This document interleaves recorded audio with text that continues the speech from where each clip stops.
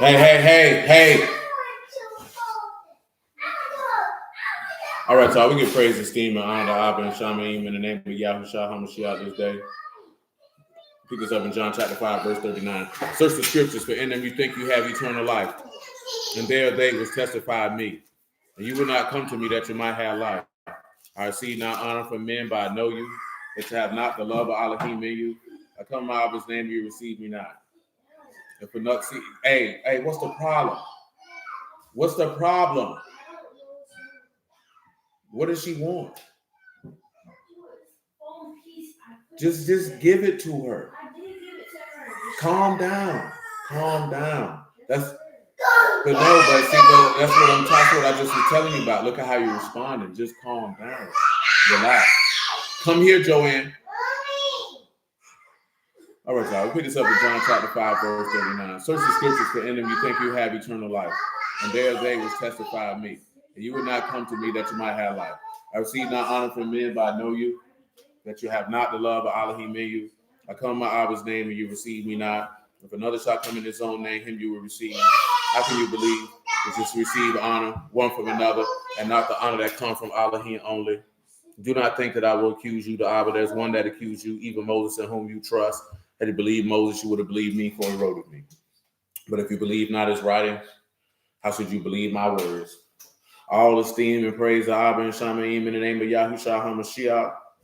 Peace, brother Omar. Shalom, Jay. Zechariah chapter 4, verse 1.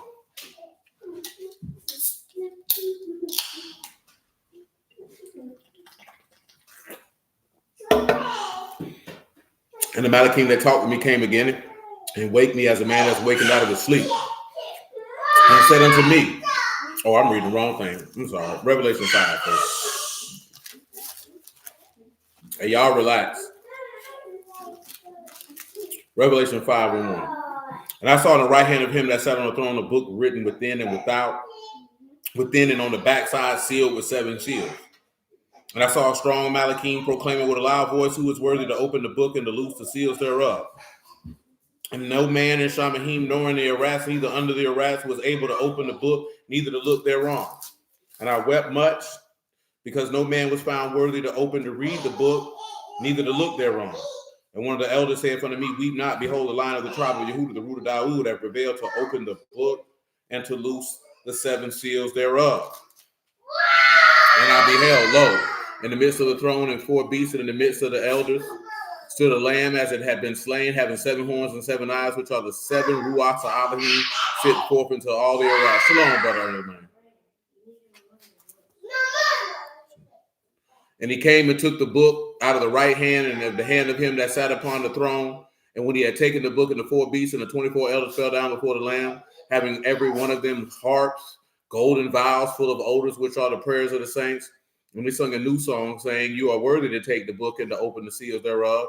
For you were slain and have redeemed us to Elohim by your blood out of every kindred, tongue, people, and nation, and have made us under our Elohim kings and priests, and we shall reign on the earth. Let's hit this Zechariah 4 and 1.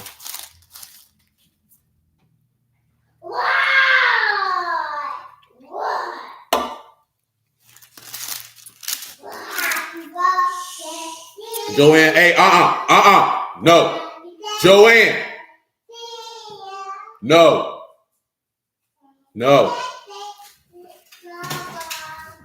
Hey, what did I say? Be quiet. And I'm not joking. I'm not playing. Put that stuff in the trash. Now. Sit down.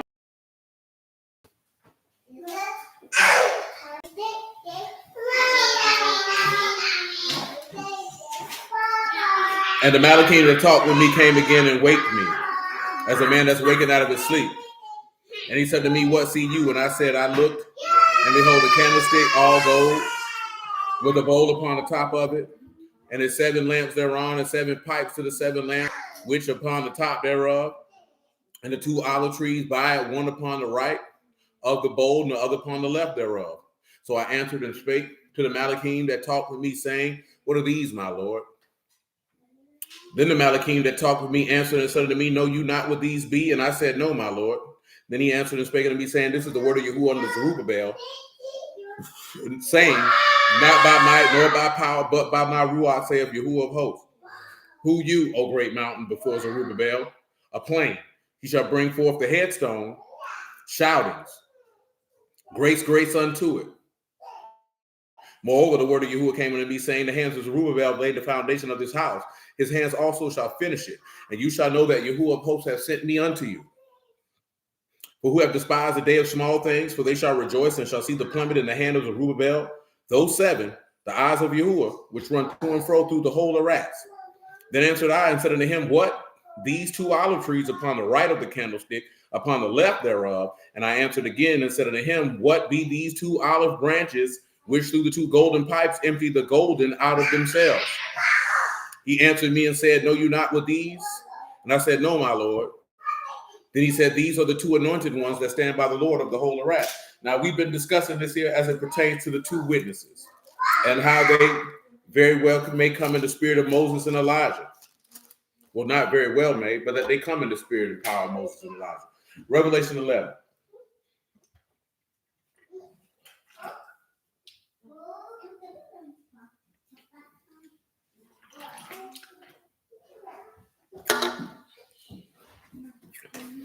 Verse 3, actually. And I will give power unto my two witnesses, and they shall prophesy 1,260 days, clothed in sackcloth. Peace, Brother Joseph, man. These are the two olive trees, and the two candlesticks standing before the Elohim of their wrath.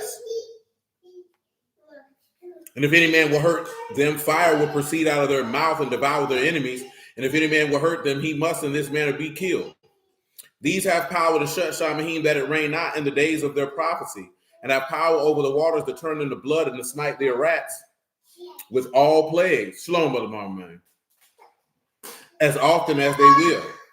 And when they shall have finished their testimony, the beast that is ascended out of the bottomless pit shall make war against them and shall overcome them and kill them. Now I'm going to read Daniel 11, and then I'm going to hit on something, man, came to my mind the other day. When I heard some people talking, I forgot what they were talking about. It don't even really matter. Then little Johnny mentioned something that somebody said to him, and what he didn't even know, as I already had that dope cooked up, primed, and ready to be chopped and put on the block. This ain't even one that I cooked up on the spot and I'm going to serve it to you wet. It was already cooked. It's already ready. No cut, no nothing. Serve it to you same way we got it.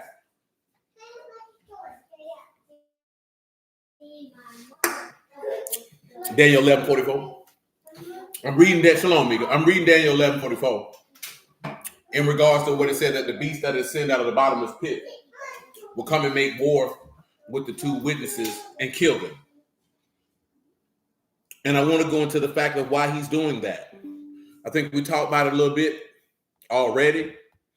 Adding more context to it. We'll deal with some more of the seals. And then you know what? It'll be a little different. You know what I do? Instead of, I can just take the remaining chapters that we got to go through and just frame them by whatever's in that particular chapter. But since this Zechariah 4 is having us delve with the two witnesses, it'll have to cause us to delve in to deal with the mystery of iniquity. We'll just deal with it now to a certain extent. So nevertheless. But the tidings out of the east is in Daniel 11:44. Hey, check this out. Check this out. Sit your black behind down. Cut it out. Pardon me. Put that cushion back on my couch. Sit your behind down and stop playing with it. You understand? I'm not playing with you. Put that cushion back on the couch. Sit your behind down, boy. Sit your behind down, boy.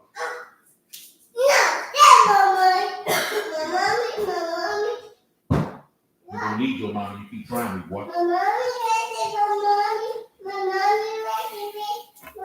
don't want to hear all that, boy. Daniel 11:44. But the tidings out of the east and out of the north shall trouble him. Therefore he shall go forth with great fury to destroy and utterly take away many. Now remember that word trouble means to be distressed. It's going to hear a report that makes him distressed. Clearly you see that they're going to be coming with a testimony. That testimony makes him distressed enough to want to kill him. Let's come to 2 Thessalonians chapter 2. And then we're going to rehash something that we've already went over in 2 Corinthians 11. And then I'm going to ask y'all a question about a statement that most people make, but I want you to be able to qualify it according to the word, to properly explain what does that mean, what does that look like? Because people say a lot of things about a lot of things. You know what I'm talking about? And it is what it is. 2 Thessalonians chapter 2, verse 1. Hey, little boy. Hey, what I told you to do. Huh? What I told you to do. Look at me when I'm talking to you. What I told you to do. You. Yes, I'm not playing with you. See, both of y'all want me to elbow you upside the top of your head. That's what you want. Hey, be quiet. Now we beseech you, brethren, this is 2 Thessalonians 2:1. By the coming of our Lord Yahushua HaMashiach and by our gathering together unto him, that you be not soon shaken in mind or troubled, neither by ruach, nor by word, nor by letter from us, as the day of the Mashiach is at hand. Let no man deceive you by any means. For that day shall not come except there come a falling away first, and that man of sin be revealed, the son of perdition. Let me tell you what that means. Man of sin, son of perdition, in case you didn't know.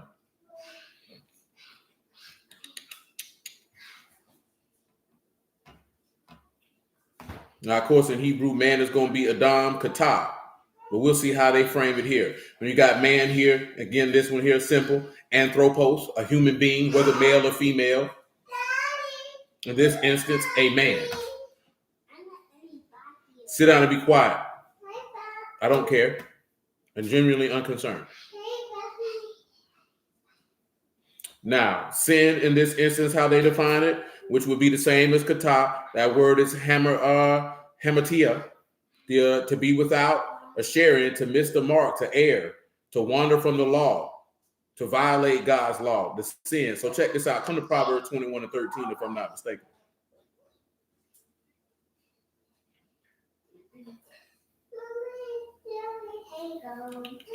No, that ain't it. Where's that?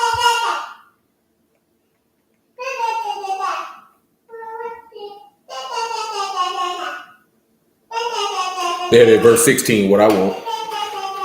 Say, the man that wandereth out of the way of understanding shall remain in the congregation of the dead. Now, I want you to keep that in mind about wandering out of the way of understanding to dwell in the congregation of the dead. What did that mean? What did that look like? You understand? In contrast to what we're talking about. As far as this man of sin, he's wandered out of the way of understanding, if you will. Son of perdition is going to be a son of destruction. Hey, be quiet, little boy. I ain't going to tell you no more. I don't want to hear all that. Yeah. Well, you should have went with your mama then. When you look at perdition, again, this is destroying, utter destruction, vessels. Destruction would consist of eternal misery and hell. That Greek word is apolia. But GP, you all right, boy? Say it's a snitch nigga. I can't do nothing about that, blood. The nigga gonna rat, you feel me? So, you have this son who is destined for destruction. You dig? So you need to keep that in mind. This is what type of person this is. How does this take us back? Let's go back to Daniel 11 and 31. Y'all know what it is.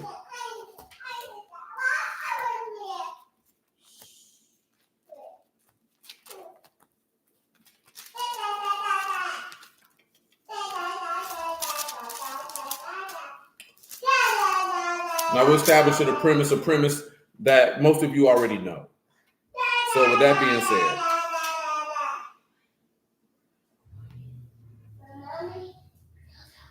Daniel 11 and 31. For the ships of Shittim shall come against him, therefore he shall be grieved and return, having indignation against the Kadash covenant, and have intelligence with them that forsake the Kadash covenant. And the arm shall stand on this part, and they shall pollute the sanctuary of strength, and shall take away the daily, and they shall make the abomination that make desolate, and as such as do wickedly against the covenant, shall he corrupt by flatteries. But the people that do know their Elohim shall be strong and work. Now, again, I'm going to reiterate the definitions of those words. It's going to come into what our premise is this evening. Joanne, go sit your behind down. Go sit down where I can't see you. Because I'm going to come over there and I'm going to elbow you in your forehead.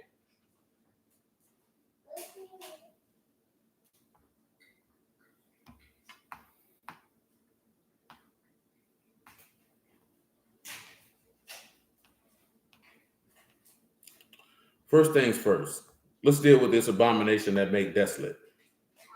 When you deal with abomination in this instance, of course, this is Shakut, Sham, Kuth, and Sa.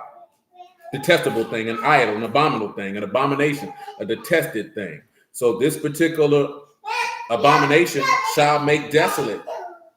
Shamin, Sham, meme, and meme. To be desolate, to be appalled, stunned, or stupefied.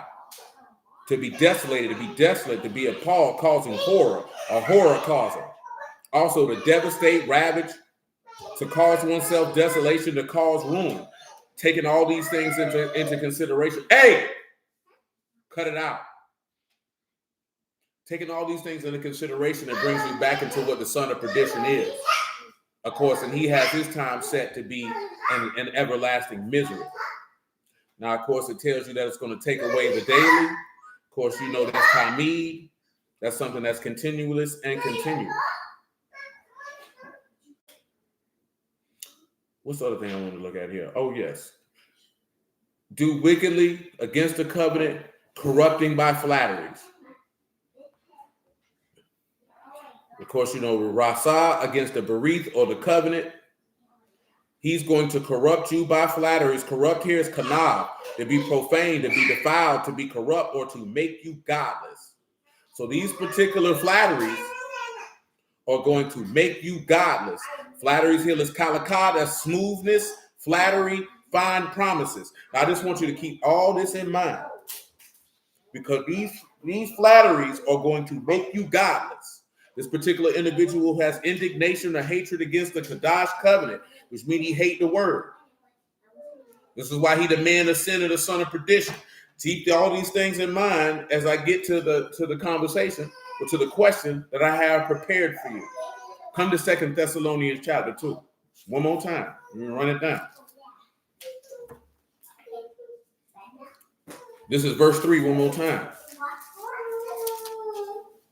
Let no man deceive you by any means, for that day shall not come, except there come a falling away first, and that man of sin be revealed, the son of perdition, who oppose and exalt himself above all that is called Elohim, or that is worship, so that he is Elohim, sitting in the temple of Elohim, showing himself that he is Elohim. Remember you not that when I was yet with you, I told you these things, and now you know that what withhold, that he might be revealed in his time, for the mystery of iniquity do already work, who now will let until he be taken out of the way. And then shall that wicked be revealed, whom the Lord shall consume with the ruach of his mouth, and shall destroy with the brightness of his coming, whose coming is after the working of Hashatan, with all power and signs and lying wonders.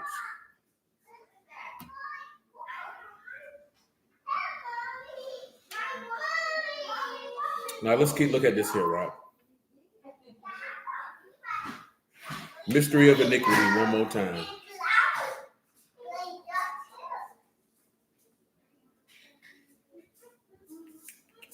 Mystery, mysterion, hidden thing, secret, mystery. In this instance, hidden purpose or counsel, secret will, hidden purpose or counsel, or the hidden purpose or counsel of iniquity is already working. Iniquity, of course, is conditioned without law because of violating it. Contempt in violation of law. Iniquity, wickedness. So pause, just for informational purposes. Where does the mystery of iniquity begin? Where can we pinpoint in the text where the mystery of iniquity begins?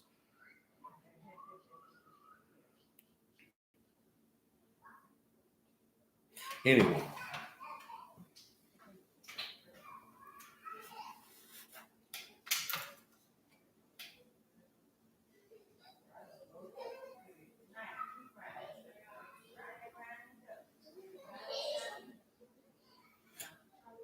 Indeed, good sir. Let's take a look at it. Genesis chapter 3. Now we have to pinpoint what's happening, the hidden purpose. Genesis chapter 3 and verse 1. Now the serpent was more subtle than any beast of the field which Yahuwah Elohim had made. He said unto the woman, Yea, have Elohim said, You shall not eat of every tree of the garden? And the woman said unto the serpent, We may eat of the fruit of the trees of the garden, but the fruit of the tree which is in the midst of the garden, Elohim has said, You shall not eat of it, neither shall you touch it, lest you die. And the serpent said unto the woman, You shall not surely die. For Elohim do know that in that day you eat thereof, then your eyes shall be open, and you shall be as gods, knowing good and evil. Now, can anyone be able to ascertain the mystery of iniquity in these 5 verses, based off the definition of the word that we just read?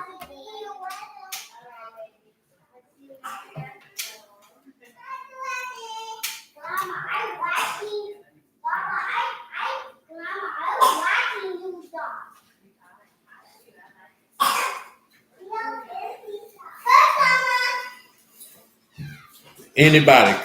You say, no, I know that. We got to be laser specific at this particular juncture. If we define the mystery of iniquity as the secret purpose of contempt and violation of the law, you know what I'm saying?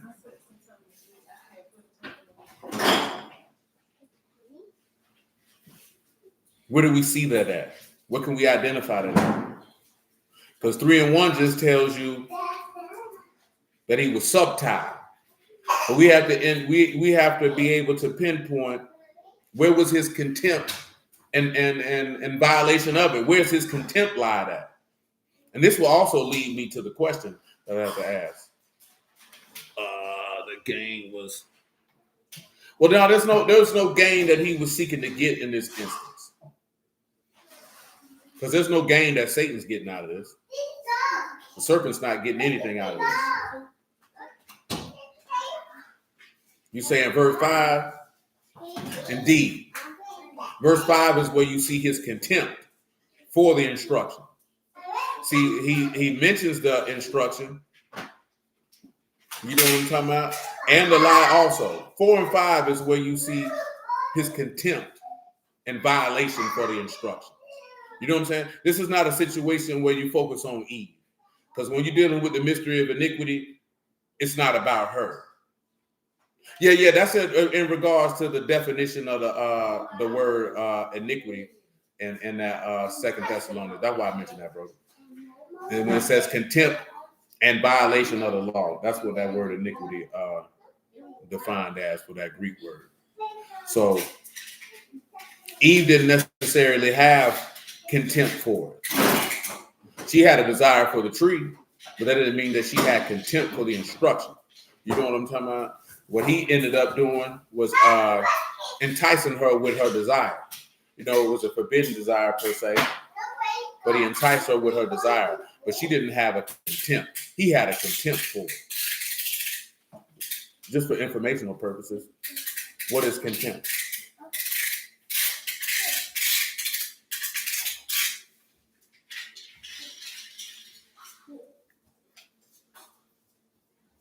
That's my bad if I ain't put that out there plain.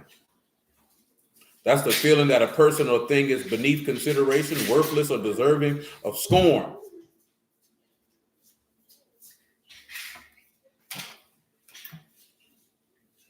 Okay, for sure. So, based on Satan coming with the lie, that's showing that he had contempt.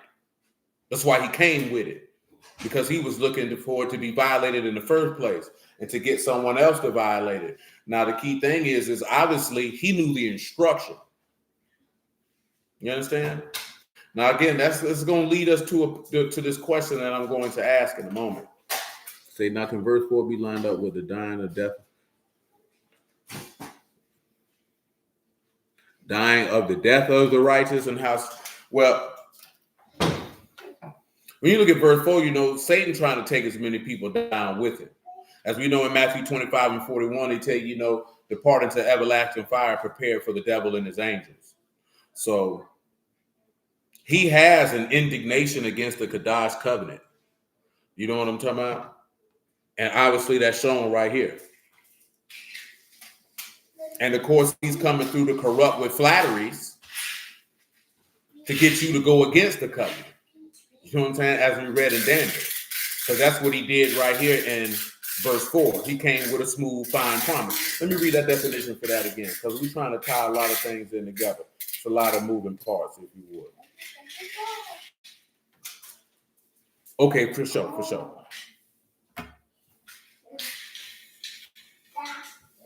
Like I said, I know that jump might get lost in translation to a bit, my G, because there's a lot of moving parts that we're going to have to try to put in together for the point that we're looking to make. So remember, it says that those who do wickedly. Now, wickedly in this instance is rashad, which is to act wickedly, to be guilty, to be condemned, to act wickedly, to condemn is guilty, so on and so forth. Now, in this instance, we won't necessarily focus and say Eve is acting wickedly because they knew no sin, because they had no sin until they did what they did. But when you're looking at corrupt with flatteries, again, when you're talking about corrupt, it's kana, and that is to make you godless. To make you godless is to make you unfaithful, or to pollute you, to profane you, to defile you. So, of course, once they went against the instruction, they were defiled, they were profane, they were made common. The flatteries is what it is. Smoothness, a fine promise. So when he says you shall not surely die, that's a fine promise. And he's trying to corrupt her with said fine promise. You know what I'm talking about? Yeah, we're not going that far. We're not going that far down the line. Yeah, we're not going that far down the line. You know what I'm saying? We're really more so focusing on the interaction and what can we ascertain from this interaction as it relates to tying it to the beast, which is why we read the 2 Thessalonians 2, because it says this man of sin, a son of perdition, whose power is after Satan. Why is that important? Because remember, this man is going to be troubled by the tidings out of the east, which is why after the two witnesses prophesy, he wants to overthrow them and kill them. Let's come over here to what is it now? Revelation 13.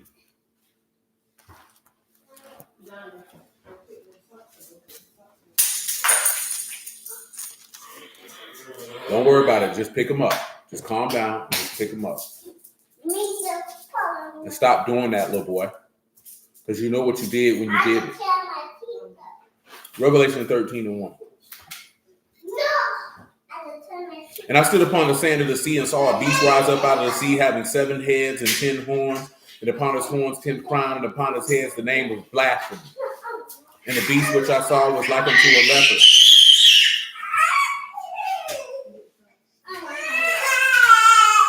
And his feet were as the feet of a bear, and his mouth is the mouth of a lion. And the serpent gave him his power and his seat and great authority. You say they're trying to mimic the word because of most. Yeah. And yeah, we definitely didn't talk about that before, and that's 100% accurate. You know what I'm saying? But what we're going to be digging on, what we're trying to pinpoint here is his actual words. You know what I'm talking about? Remember, it says he's going to make intelligence with those who forsake the Kadash covenant. He's going, those who do wickedly against the covenant, he's going to corrupt them with flatteries. Now, he gets his power from Satan, as you mentioned. See, we're not even going as far as dealing with his. Joanne, cut it out. We're not going as far as dealing with the power of the seat at this particular moment.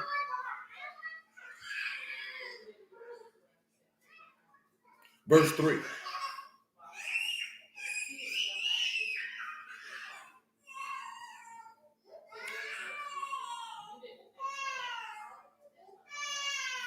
And I saw one of his heads as it were wounded to death, and his deadly wound was healed. And all the world wondered after the beast. And they worshiped the serpent, which gave power unto the beast, and worshiped the beast, saying, who was like unto the beast, and who was able to make war with him. Now, the part that we're focusing on is that he get his power from the serpent. It was given unto him to a mouth speaking great things and blasphemy, and power was given unto him to continue 42 months. And he opened his mouth in blasphemy against Elohim, to blaspheme his name and his tabernacle and them that dwell in Shamaim. Now again, we're looking at the serpent in the beginning. He lies. He comes with a corrupt flattery, a fine promise that's going to make you profane, a promise that's going to defile you, a promise that could make you godless. It's the same thing we read in Daniel 11. Now here, let's go to James, the epistle of James.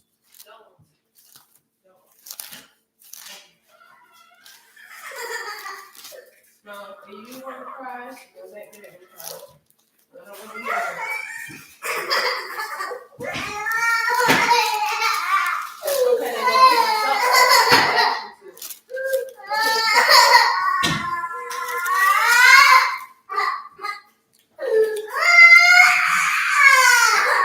Two and 14.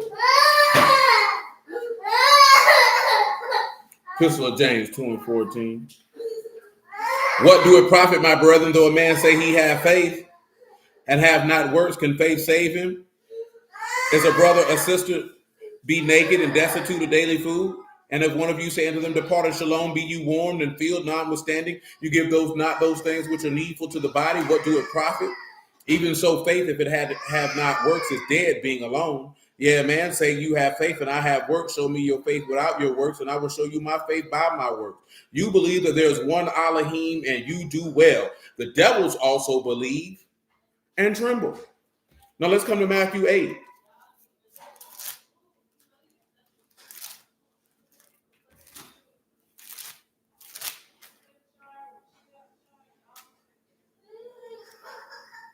(8 and 28). Matthew 8 and 28.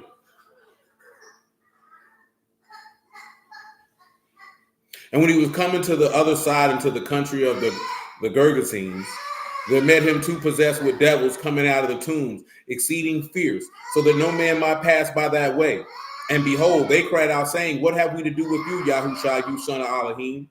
Are you come hither to torment us before the time? Now, obviously they believe because they confessed that he was the son of Elohim. But here's my question for you all, based off all the things that we put together. My first question is, how many of y'all heard people say, Satan know the word, the devil know the word? And if you have heard that statement before, what does that even mean? How would you explain that? Or are we just repeating a statement with no understanding of the statement that we're repeating? Now, I want you to take into account what you observe from Genesis 3, what you observe from Daniel 11, what you observe from 2 Thessalonians chapter 2. That's why I say it's a lot of moving parts with this. Because clearly we can see in Genesis 3 that Satan knew the word because he expressed it to Eve. We also see that it says that he will make intelligence with those who forsake the Kadash covenant, and those who do wickedly against the covenant, he will make fine promises that will make them godless. We also were able to ascertain from 2 Thessalonians that he is set to be destroyed in hell, and that he is running a mystery of iniquity, or a hidden counsel and purpose of contempt and violation of the word. So with that being said, and that we see that his power comes from the adversary. Now, I didn't read Daniel 8 and 23. Let me throw that in the mix. I really want y'all to ponder on this question. I ain't just asking this for no reason.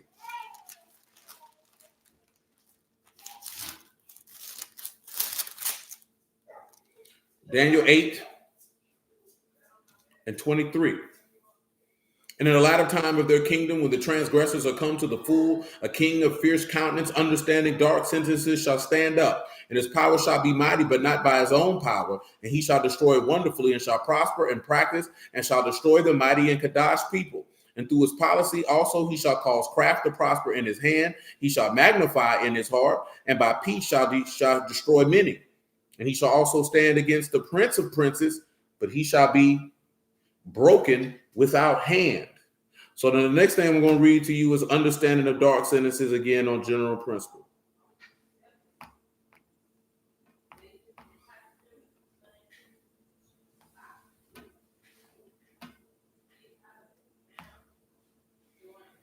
So, of course, understanding is bene, to discern, to understand, to perceive, to discern, to know with the mind, to be discerning, intelligent, to have understanding, to cause understanding, to give understanding, to teach, to instruct, to be prudent, to regard. Dark sentences says, kada, a riddle, a difficult question, a parable, a saying, a question. The question, Jay, is, how many of you have heard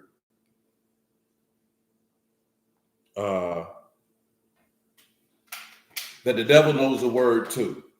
And if you've heard that before, what does that mean? How do you explain that? Now, Mother Sharona says she's heard that statement before. Mika says she's heard that statement before. So when people have said you that, told you that, what did they say to you that it meant? Or what did you perceive that it means? Now, obviously, we just read from Genesis 3 that he knew it.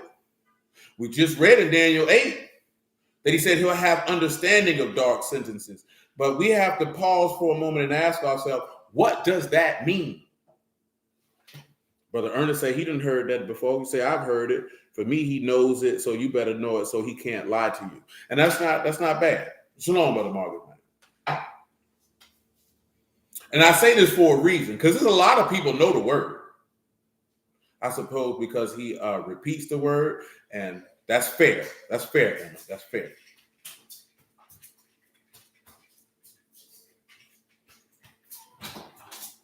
Now, when it comes to repeating the word, saying the word, what is the key component that you must have?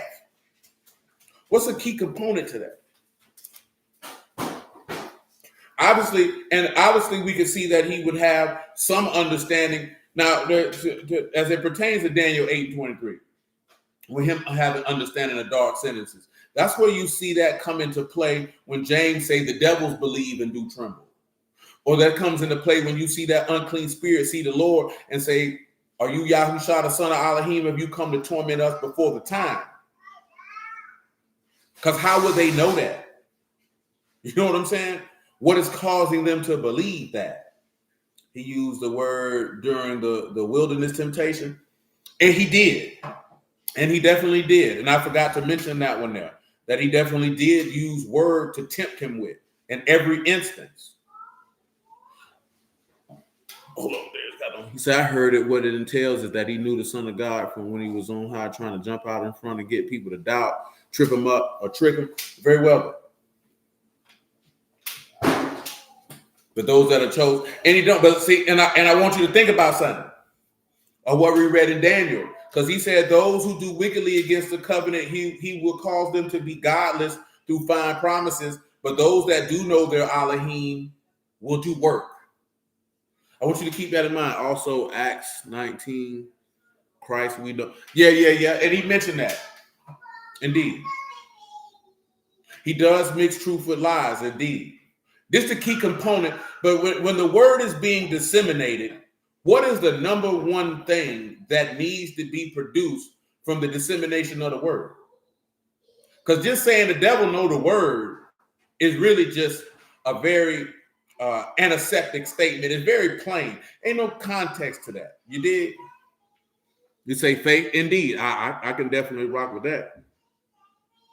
Yeah, he do know it. He ain't teaching you to apply it, and that is correct. He's saying those demons know that power. So I always felt he knows the word to be true, but he plays on your flesh to go against what you came to believe.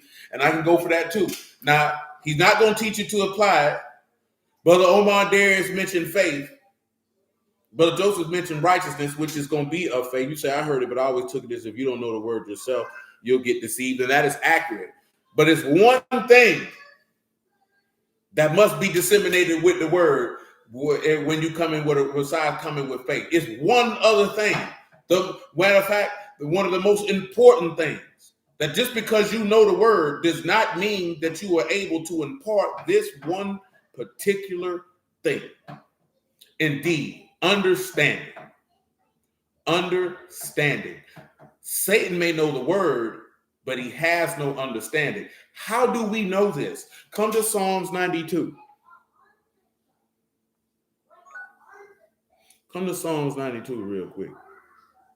Now, the faith aspect is key also, because Satan ain't gonna come with no faith and no obedience. Because see, sometimes a lot of people, when they question, oh, I don't believe he got no word, the devil know the word, that's just a cop-out a lot of times for people who don't want to listen to somebody. You know what I'm talking about? And that's fine, because what people got to realize is, man, if you got a word to speak, everybody ain't got to listen to you. And you can't get upset because people don't want to listen to you, because that's when you turn around and you're making it about yourself. It's about the word, and the word is going to be received by all those who it should be received by. You know what I'm saying? So it just is what it is. You know what I'm talking about? It's people, the guy that told you over here, people seeing me, oh, he don't dress like a preacher. I don't like him, he say nigga. I don't like him, he say this. Oh, he's too aggressive. Man, you coming for the word or you coming for the person? And that's what a lot of people's problem is that they're caught up in cult of personality. So they really don't want the word. They want the individual. You know what I'm saying? And it should be about the word. You know what I'm talking about?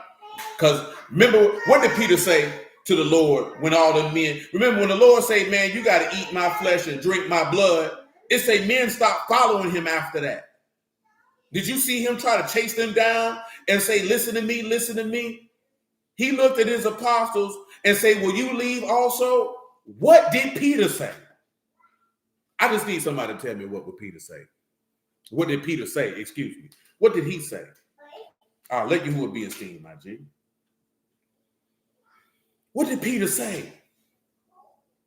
I need somebody to tell me when he looked at them and say, will you leave also? What did Peter say?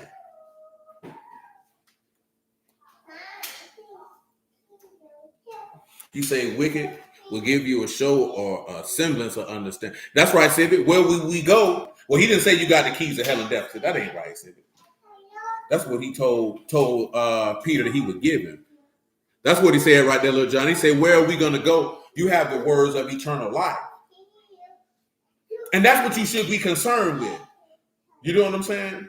Like, I don't know nothing about this particular pastor, the dude of Church 2819, whatever it is. I'm only mentioning it because I've seen a few people on thread say, I don't like him. He's too this, he's too that. He don't set well with my spirit, this, that, there, and the third. Because you focus on the individual. If the words are the words of God and it lead to life, you need to get over yourself. Because I'm going to be honest with you. You know what I'm talking about? I'm going to be 100% honest with you, man. If a man got the word, but you don't want to hear him because it's something about him you don't like, you got to be 2 times as stupid and 3 times as dumb. If you think God going to send you another man with the word, that's going to fit, that's what's going to be palatable to your sensibilities. Because it's got to be about the word. And if you ain't want the word from him, then you ain't going to want the word from this person either. You know what I'm talking about? You just ain't going to want it at all. You know what I'm talking about? You just ain't going to want it at all. If you want the word, you want the word. If you want man, then you're going to have man, and that's what you're going to be stuck with. You know what I'm talking about? And that's what people's problem is. Because you want the word to be delivered in you into a package that's easy for you to digest, because you really don't want the word. You really want a man to follow. You really want a man to trust in. That's what you really want. You know what I'm talking about? Because you would have to realize that when Yahushua was on the scene, people didn't like how he talked either. People didn't like him either. And they found reasons not to listen to him either. And it wasn't because of him. It's because they didn't want the word to begin with. You know what I'm talking about? He said that's what the word talks about. Those be subject to those that be general and froward. Nah, for sure. And you gotta consider that, man. You know what I'm saying? That's why you can't get caught up. I remember a long time ago, dude I knew, man, called me. He was like, yeah, man, I had this dude watch your video. I had him watch GOCC. He said he'd rather listen to Ricard. I said, he tripping. I said, what you get on? What you arguing with the man for? If he want to listen to him, then that's fine. What I care for. Always remember what he say right here in John 7, gentlemen. I need you to always remember this here, man. I'm going to read it again. John chapter 7, verse 13. Verse 14. Always remember this here, gentlemen. And then when stuff like that happens, you won't take it personally. You won't be offended. Some brothers get offended, not understand why. I'm not ridiculing or castigating or casting any aspersions on somebody if they get offended, if they would hear that, because that's just the nature of man. It's cool. It's okay. You're a human being.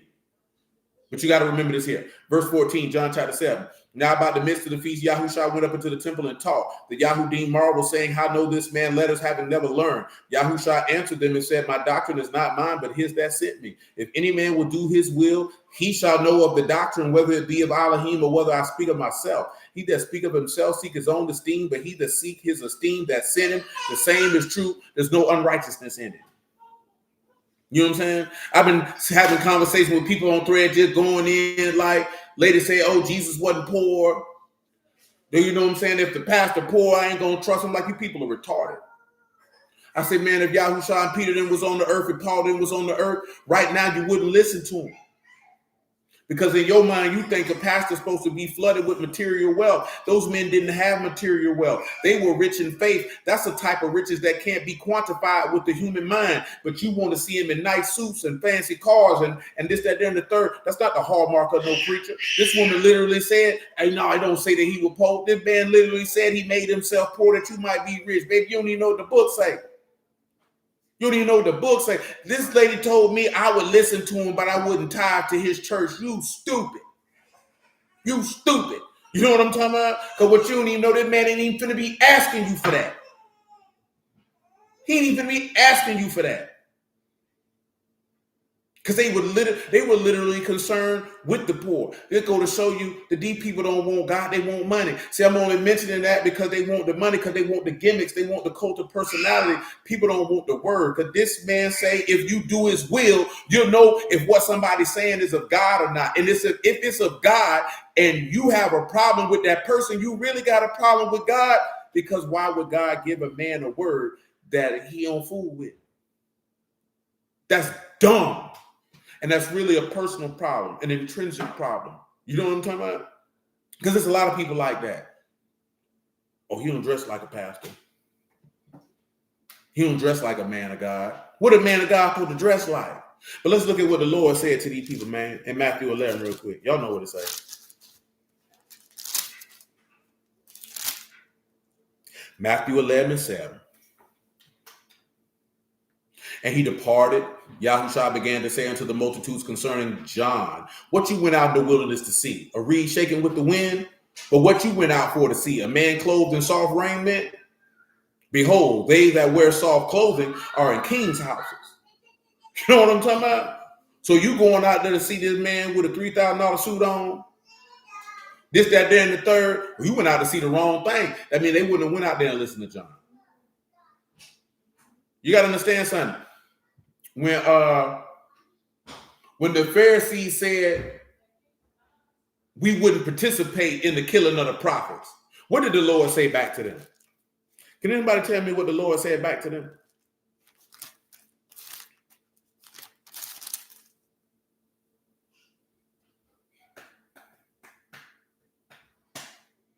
Can anybody tell me what the Lord said back to them?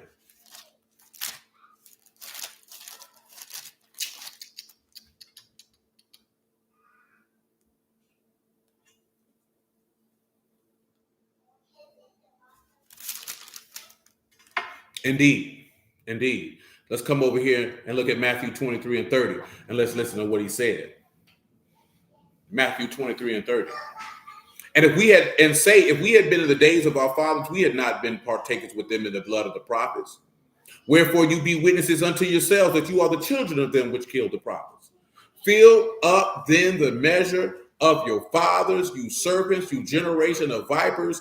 How can you escape the damnation of hell? See, I didn't read verse 29, my bad. One of you scribes and Pharisees, hypocrites, because you build the tomb of the prophets and garnish the sepulchres of the righteous, and say if we had been in the days of our fathers, we'd have not been partakers with them in the blood of the prophet. He telling you right now, when you said that you bear witness, you the offspring of the niggas who did it.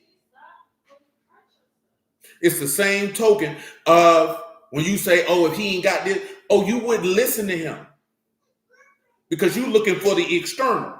You're not really looking for the spirit of God. You're not looking for the word of God. That's not what you want. You say, I don't care about nothing but nobody's financial status when it comes to the word. I fully expect to be pricked in the heart anytime I hear the word. I'm gonna keep it real with you on that last part, my G.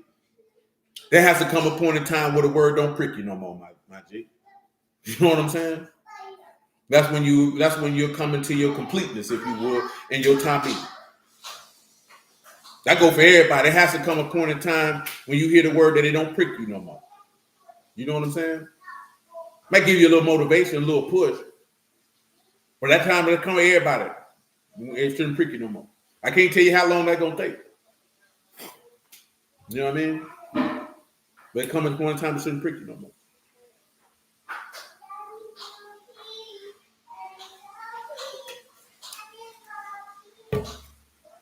But listen. You see, I mentioned all these things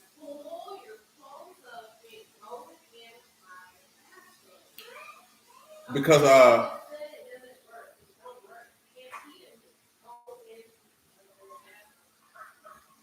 do I word this properly? It's a lot of individuals, man. And I told you this for years. A lot of people don't want the word. They want gimmicks. They want presentation. They want performance. They want everything other than the word. You say the toilet bowl? You said it was fun. Johnny, what?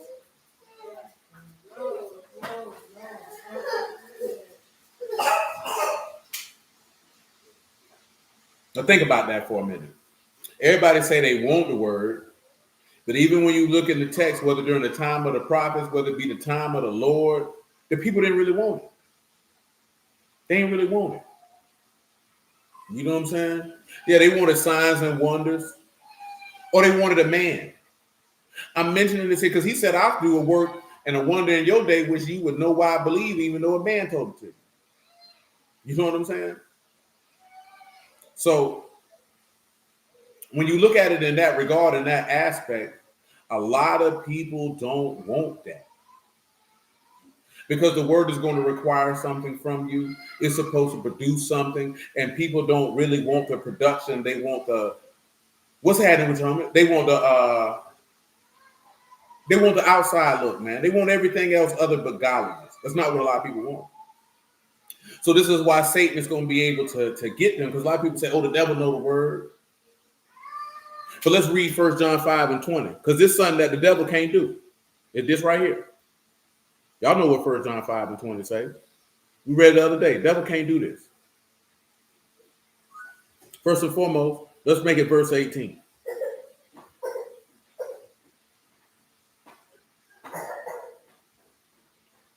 We know that whosoever is born of Elohim sin not. But he that is begotten of Elohim keep himself in the wicked one touch him not. We know that we are of Elohim and the whole world lie in wickedness. First and foremost,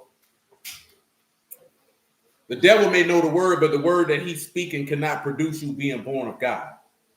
Let's let that be known. He can't do that. So therefore, you can be touched by him. A word that comes from God, you can't be touched by the wicked one. You understand? Now let's look at the next thing of what it say. And you know, because we cross-referenced this to Luke 24 the other day. And we know that the Son of Elohim has come and given us an understanding that we may know him that is true. And we are in him that is true. Even his son Yahushua HaMashiach. This is the true Elohim in eternal life. Now, if you recall, and I got Psalms 92 on deck. I definitely skipped over it. If you recall, we talked about what does that mean with the true God, the true Elohim, the true mighty one. What does that mean?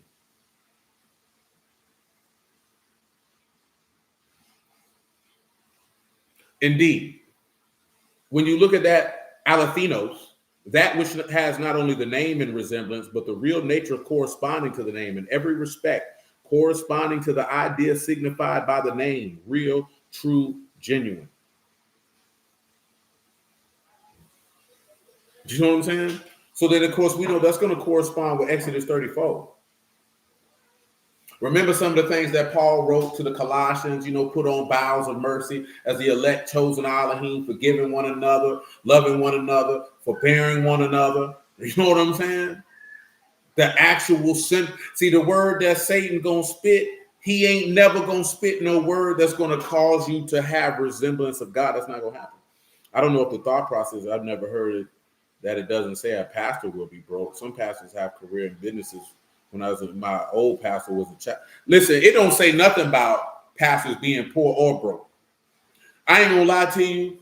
That's a modern thing that's usually promoted by men because in these particular churches, they're mainly frequented by women. Most of these women are unmarried. Most of them begin to idolize and see the pastor in a particular way. Some may even see him in a romantic/sexual type situation. So they feel like that it's necessary that he has a particular image and lifestyle because of the propensity of individuals to preach that God wants you to be prosperous and rich monetarily. You know what I'm saying? But that's why I mentioned that the other day, that we don't even have true wealth. So a man being loaded up with fiat currency, this man ain't got no wealth. He ain't got no silver. He ain't got no gold. He ain't got no livestock. He ain't got no cattle. He ain't got no vineyards. He ain't got no natural resources. That's actual wealth. That's actual riches. If you don't have that, you don't have any riches. You just got a lot of paper money that you can buy a lot of depreciating assets for the most part. You know what I'm saying? Unless you know how to take that and leverage it to get more fiat currency. Now, I'm only mentioning that because they make it their business to set it up to where if there is a tangible asset that you can actually purchase, that they can tax you to no end because of it, and or set it up where you can be taxed, and if you don't pay the tax, they can take it.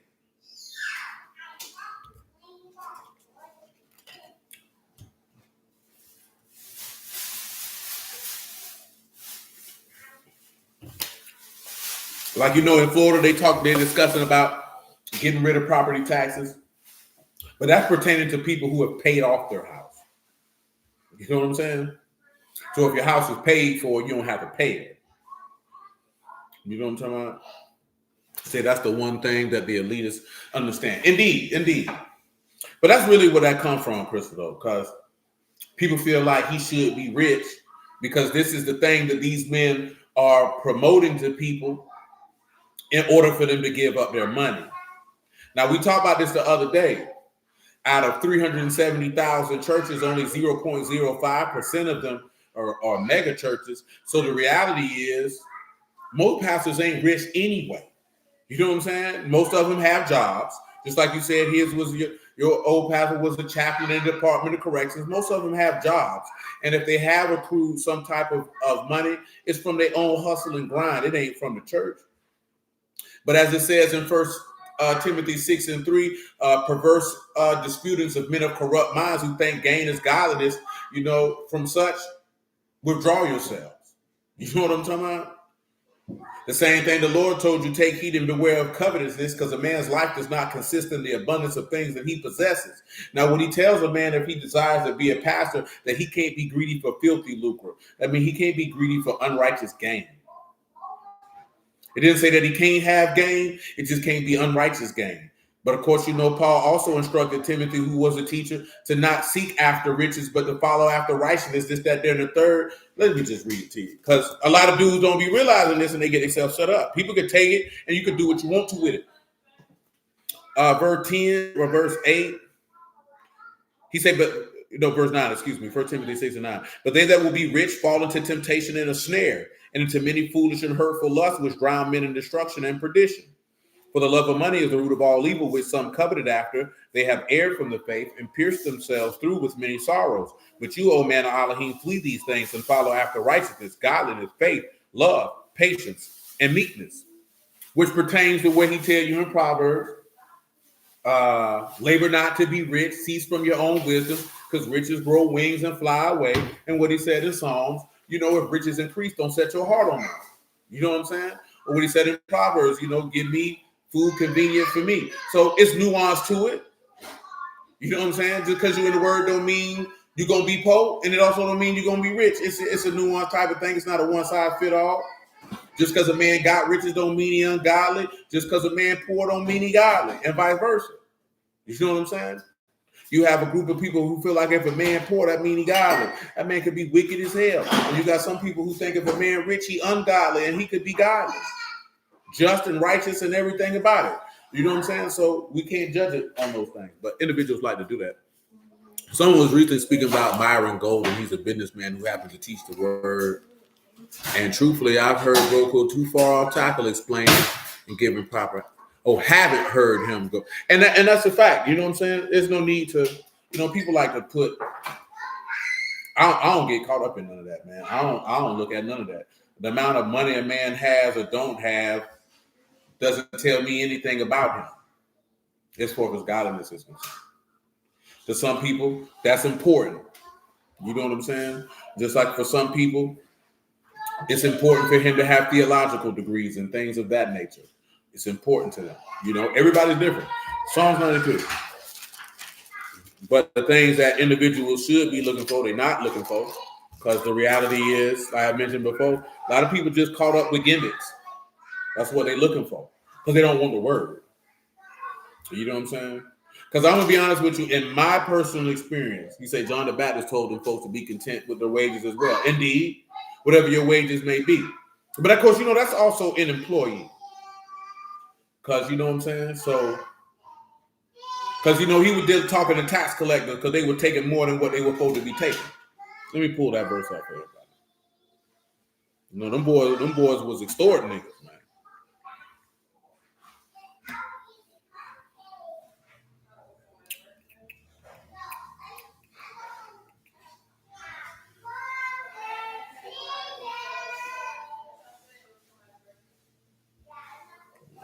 Man, I can't even remember what that verse said.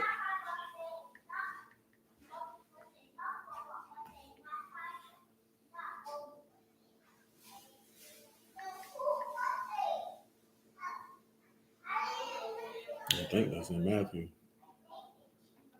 I can't remember.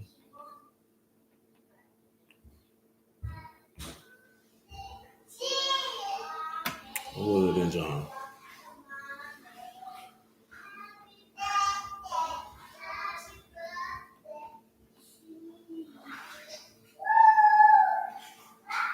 Nevertheless, somebody, Luke 3 and 14, I appreciate you.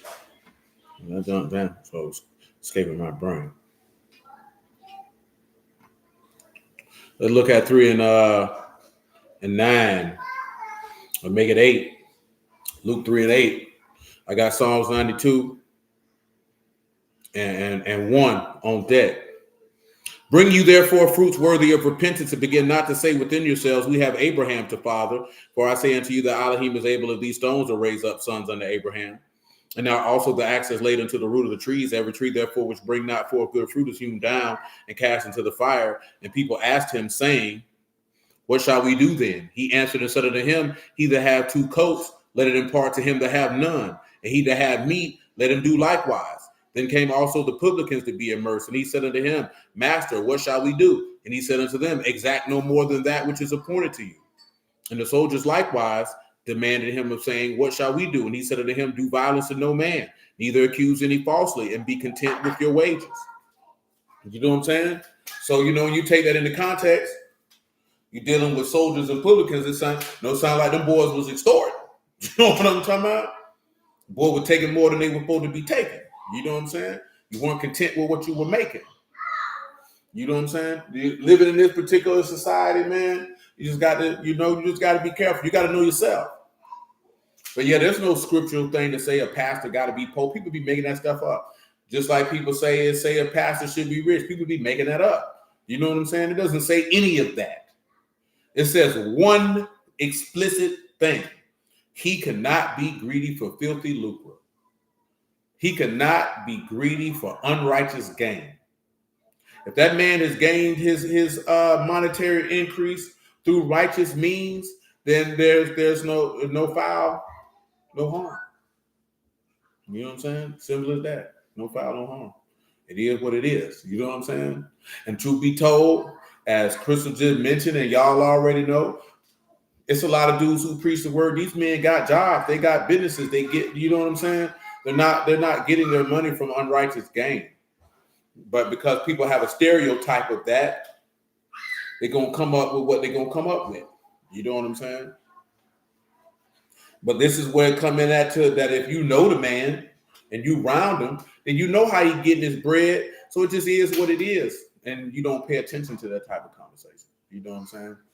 I only mention that aspect of it because the foundation of this house and the rock that it was built upon, them men wasn't getting to, they ain't had no monetary wealth like that. You know what I'm saying? They just didn't. So when you take that into consideration of people who have that thought process in this modern time, oh, then you wouldn't have listened to them. Which means that tells me that you don't want the word. Because you putting standards on the word that the word don't put. Because who gives a damn if he got money or not? Did you come here for the word? Or did you come here to count his pockets and to see what he got going on? You know what I'm saying? That's what you got to decipher. Who cares if he rich and he's spitting word with understanding and he given to esteem to him that sent him and he's true and there's no unrighteousness in him. And if you do his will, you know the doctrine be of God, then what you care if he rich or poor for? What that got to do with you? That means you worry about the wrong thing. You know what I'm talking about? That means you didn't come for the word. You're not going to be blessed because you trust in Yahuwah, whose hope Yahuwah is. You're going to be cursed because you trust in man, because you making this man's monetary situation be the dictator of his righteousness, and you wicked as hell for that. Psalm 92 and 1.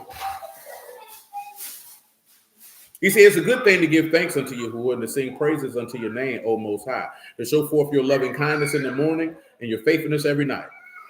Upon an instrument of 10 strings, upon the psaltery, upon the harp, with a solemn sound, for you, Yahuwah, have made me glad through your work. I will triumph in the work of your hands. O Yahuwah, how great are your works, and your thoughts are very deep. A brutish man know not, neither do a fool understand this. And that's what you have to do. That's what you have to know. That's why I meant to it. Okay, people don't want to listen. Hey, man, brutish means stupid. So he says, stupid man don't know this man's thoughts and don't know how great his works is. And a fool is not going to understand it. This is what you have to realize. We'll say, see, come over here and read Isaiah 8:20. Then we go to John 8:44. And then I'm going to get to you with a premise why we discussing this here. And mainly we dealing with this premise. What is that? What is that? Oh, that's they done put stuff in the toilet. You don't think that's what they did. That's probably them wipes. That don't mean nothing. They tell you that, baby, but that don't mean nothing. They can still back up a plumbing system. 8 and 16. I say 8 and 16. Bind up the testimony, seal the law among my disciples. Key component again is testimony. Key component again from Revelation 13 to say the beast went to make war with those two witnesses because of their testimony. Again, for those who may have came in later, what we're piecing together is that you can read in Daniel 8 and 23 that this man of sin has an understanding of sentences and that the mystery of iniquity is already working, which is a secret purpose to cause those to have contempt, to violate the word, which we see that Satan did in Genesis chapter 3 when conversing with Eve. Also discussing that, of course, it says that his power comes from Satan, and Satan gave him his seat and authority, and that's who he working by. You know, another one says he comes speaking like a lamb. I ain't read it, but you know, but he got the tongue of a serpent. Let me grab that real quick. And then I asked the question in regards to people say, oh, the devil had a word, but what did that mean? Well, we just read, obviously, in Genesis 3 that the devil had a word. Verse 11 of Revelation 13, and I beheld another beast coming out of the earth. He had two horns like a lamb, and he spake as a serpent. And then, of course, we read from Daniel 11, where he'll make intelligence or teach those who have hatred against the covenant, and he'll corrupt them with flatteries or fine promises. You know what I'm saying? That he's going to make you godless through fine promises that are not according to the word. So when you bind up the testimony and the word is sealed among those who Yahushua has taught, then we know that Yahushua is coming giving us an understanding that we may know him that is true, that we're in him that is true. Even Yahushua HaMashiach, this is the true Elohim and eternal life. We know that he said, and these are the words that were written in the law of Moses and in the Psalms and in the prophets concerning me. And he opened their understanding that they might understand the scriptures. There are three things that Satan cannot impart with the word because he doesn't have those things. And what we're going to read in Isaiah 8 and John 8 is going to confirm that for us. One, it was already mentioned. Satan don't have faith. Satan can't give a word of faith because he don't have it. Now, we did read it say the devils believe and do tremble, and we read that, but Satan can't impart a muna to you, a mouth to you, a man to you, batak to you, tikva to you. He cannot give that to you because he doesn't have it. This is something that you have to understand. You cannot give what you don't have.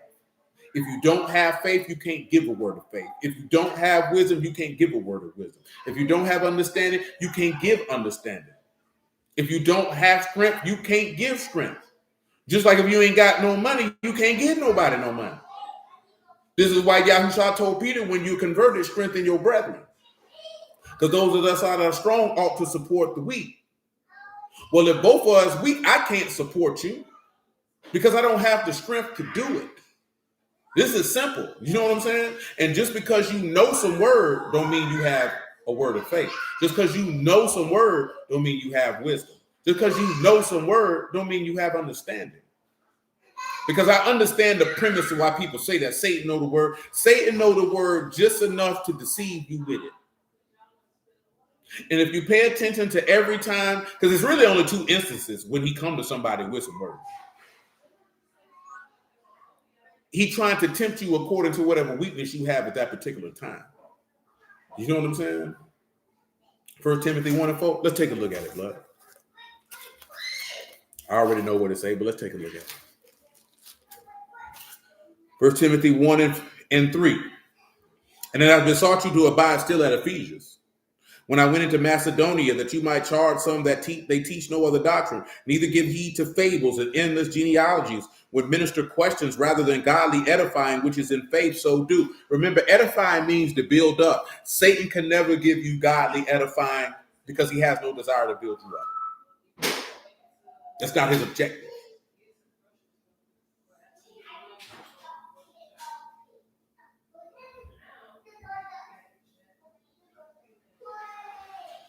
Now, the end of the commandment is charity out of a pure heart and of a good conscience and of faith unfeigned. For some which have swerved have turned aside unto vain jangling, desiring to be teachers of the law, understanding neither what they say nor whereof they affirm. What does that go to? Just because you want to teach something or you got something to say don't mean you know what you're talking about. You know what I'm saying? Now, I mentioned this here because there has to be key points with the word, what you understand, if that's a word that comes from God. You feel me? Just because somebody knows some word, that don't mean nothing. Remember, he told you in 1 John, test the spirits, whether they be Elohim or not. You know what I'm saying? Let me read you something in Job 42 before I keep going in Isaiah 8. A similar Satan cannot encourage or reinforce what you're struggling to believe. He definitely cannot. Remember, we talked about him. You got to know his devices. His devices is to set people at odds. He's contentious. You understand? He's a scorner. He's a tempter. He's an adversary. These are the devices or the things that he go by. So if he's giving word, it's going to be word for contention. If he's giving word, it's going to be word for mocking. It's not going to be what the word is for. You know what I'm saying? Now, the tenor of the conversation I was having with Johnny when he mentioned that there, because that's what a lot of people like to say when it's somebody who they don't want to listen to. Oh, the devil know the word too. That's stupid as hell. That's just a cop-out. It's just the easy way. It's just being spiritually lazy. I don't want to say intellectual. It's just being spiritually lazy. I don't like them, so this is what I'm going to say. Because you don't like them. It doesn't matter if you like them or not. Is the word correct? If the word is correct, then it doesn't matter about them. That means you worried about the wrong thing. Now, I say this listen, man. When you go to cop something, right? And when I say this, I'm talking about anything. Some people say, I'll go to the Jamaican restaurant. They going to do this, they going to do that, but the food going to be fire every time. Now, I know some people, when you're dealing with a lot of stuff, you want good customer service, this, that, there, and the third. The word is a people's business, but it's also not something contingent on customer service as it pertains to commerce. The reason being is because you're speaking of things, as Brother Ernest mentioned, that are matters of the heart. So when you're speaking of matters of the heart, like when he told Yahushua told Paul that that you turned them from light unto darkness, from the power of Hashatan to Elohim, that they might receive inheritance in those who are sanctified by faith that is in me. You understand? You got to realize something, right? Because brother mentioning this here with a young man, right? This here, right? They ain't gonna try to these stuff, but I told y'all this before, right? You got people who done been in churches 20, 30, 40. I remember, matter of fact, I'll give you this example. I remember my homeboy showed me a video of a pastor, man. That brother had to be, that elder, I should say, had to be at least in his 70s or 80s. Preaching the same thing for 50, 60 years. You know what I'm saying? Found out that the information that he was teaching was not correct and changed it. It's not a lot of people who could do that. And I know that we'll look at people and you could feel like they should do that. Because I know Don mentioning like, okay, you mentioning Koji. I ain't never been in Koji, right? Or you can mention Trinitarians, because I hear Trinitarians on this particular application say this. Like a Trinitarian say, if you don't believe in the Trinity, you going to hell. You know what I'm saying? Certain Koji people say the same thing. Some people get mad at ISUPK because they say, hey, if it's not from ISUPK under Commanding General Yohana, it's not of the Lord. You know what I'm saying? Now, what this communicates to certain people is, if you're not here, you're going to hell. They the only ones got it. Whatever the case may be. You dig? So when people hear that, it does something to their brain. Now imagine if you've been going in a particular direction for 20, 30, 40, 50 years, and somebody comes to present you different information. You so heavily invested in the direction that you're going that it's going to be very, very difficult for you to say that everything I've done for the last 30 years was wrong. Especially if you in a group, in an assembly of people, like what he said in Luke 14, you don't want people to begin to mock you and say this man began to build and he can't finish. Because we don't take this into account, because you just feel like people should just stop something, and you're not dealing with the human element of what's going on. Because most of us got in the word, you were in your 20s. You weren't in no organization. You weren't in nobody's church for 25 years serving, preaching, teaching, doing none of this type of stuff.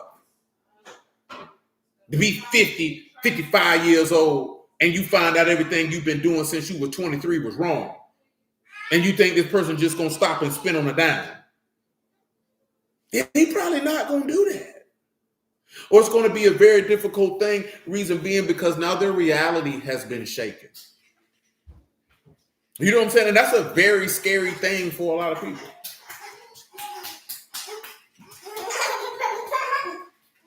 It's a very, very scary thing for a lot of people. You know what I'm saying?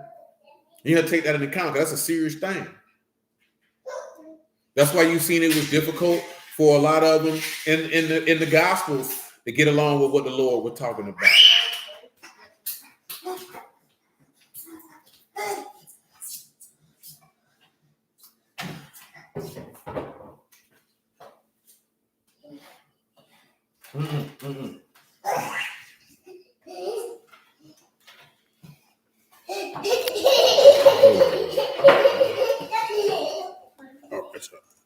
I'm sorry, y'all. That boy just skedaddled out the back, butterball naked. Well, out the front, I should say. That's not the back of the house. That's the front. But nevertheless. So, that's a real thing, you dig? But Job 42, it's a prime example is calling on the name of Shalom, Sister Virginia. Yeah, and I ain't one to trip on the name. You feel me? But you definitely have people who, hey, they gonna fight you about the name Jesus. I ain't never been one to be on that. You feel me? I'm so more so looking like, like fundamental principles. You know what I'm talking about? Like doctrinally, we believe this, whatever that may be. And now we see that this is not correct. And I've been doing this for 35 years. You know what I'm saying? and you think this person just gonna stop. Like the scenario I was giving this man, a deacon, like, and it'd be hard for especially people who in it, because a lot of them ain't never been in nobody's church, and they ain't never served in that church, and they ain't never served nobody in their life. You know what I'm talking about? So that aspect of being committed and dedicated to something, to an organization, whether you agree with that organization or not. Like, I'm not a proponent of fraternal organizations or for, you know what I'm saying, whether it be fraternities or, man, ain't none of that there. But some people, fraternal order, some people been in that stuff for years. They dedicated themselves to it. They serve in it. They participate in it. You know what I'm talking about? So it holds a different type of meaning to them, because everybody thinks stuff be just about doctrine. Like I say, we were talking about it the other day, and I forgot what my man's mentioned, but I mentioned to him what I done told y'all before, what my dog seen with a dude when he seen IUIC walking through the street. He never seen that many black men before walking with that amount of discipline and unity before. That's intriguing, because dudes don't see that. They're not exposed to certain things, and you going to think it's about the doctrine. You wonder why dudes grow up and maybe they round people, they got family members who's in fraternities, they Kappas or Q dogs or whatever the case may be, and they see these men as educated businessmen. They're going to be intrigued to join that. They're not going to be looking at, oh man, you got to go through this or go through that. That's not what's clicking in their brain. You know what I'm talking about? I'm only mentioning that because periodically come around a big deal about people renouncing they fraternities and sororities. I don't give a damn about none of that. You know what I'm saying? If you get in the word and you ain't down with that no more, then you ain't down with it no more. You know what I'm saying? Now I get that as forth as, if you feel like you need to renounce that when you get baptized, when you confess your sins, if you perceive that there's a sin that you committed in being a part of that organization. But man, I ain't caught up in that nonsense, man. You know what I'm saying? Nigga get caught up in everything. Okay, bro, you was a Kappa. Okay, so what? You serve God now. I don't care. You know what I'm saying? Because it's focusing on everything except what you need to be focused on. You know what I'm talking about? And that's how Satan like to get people. But Job 42, man.